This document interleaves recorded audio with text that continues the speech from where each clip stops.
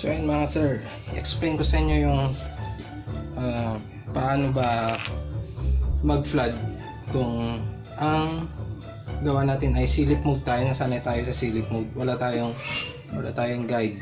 Wala tayong center guide. Mabilisan lang to para papakita ko lang yung ideya kung paano ko ginagawa. Sample lang na t-shirt to, yung mga reject na t-shirt yan. Mali yung sizes, binalik. So yan, sample natin yan.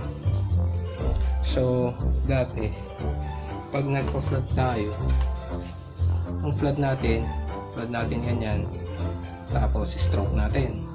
Then bago natin i-standby yung screen, pa-flood ulit natin. Ngayon ang gagawin natin, i-reverse natin. Pakita ko sa inyo, wala siyang guide. So silip mode tayo. Paano magpa-flood kung silip mode? Okay. Una, maglagay muna tayo ng first coat.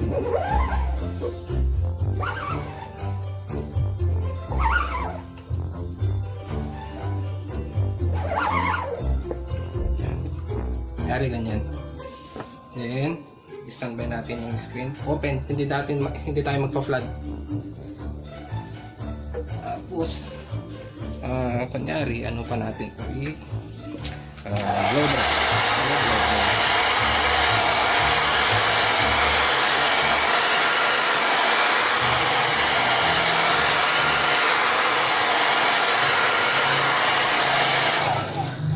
Black yung ink na ginamit para makita nyo mabuti.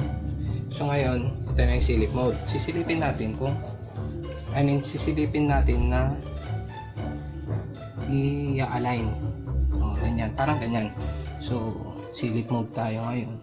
So paano ba ako nagpa-flood? Para hindi magbara yung screen, dito na tayo mag-apply ng flooding. Pwede na tayong mag-flooding dito. Huwag mo nang galawin yung screen, huwag mo galawin yung frame. Kasi mga 10 seconds pwede mo na siyang hagurin. Yan.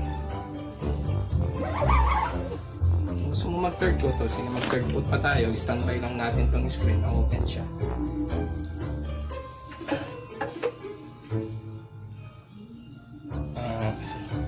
Okay, ganyan lang.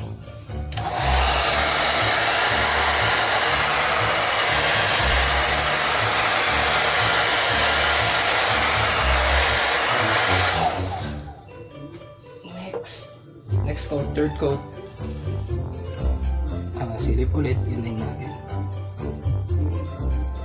Hindi ko masyadong sanay dito sa silip mode kaya sa mga gumagawa pa rin ng silip mode, saludo po ako sa inyo. Ang tiyaga nyo po talaga. Sa akin kasi medyo malabo na yung mata ko sa lalo pag gabi. Kaya yan, flood ulit natin dito. Ganyan lang. Ganun din kung sakali maliit lang din yung frame nyo, let's say 6x6, flood nyo rin konti. Parang ganito lang. So hindi na kayo matutuyuan ng screen. Makita nyo kasi hindi siya walang time dito. Walang nagka-clog dito sa screen niya kasi nagpa-flooding tayo. Okay? Sana na-gets nyo. Kayo na lang kayo nang bahala mag-enhance ng technique na to. So ito parang good na to sa akin. Yan, tagalin natin.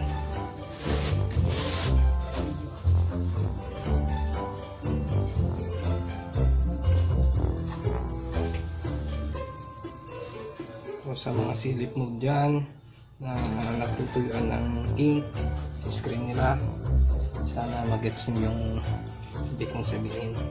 Ayan. Kahit hindi tayo silip mode, kahit yung sa may guide, pwede tayo mag-flood gamit na ganong proseso.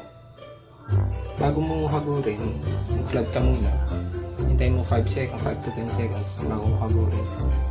Ganyan. So sana na-gets nyo mga idol.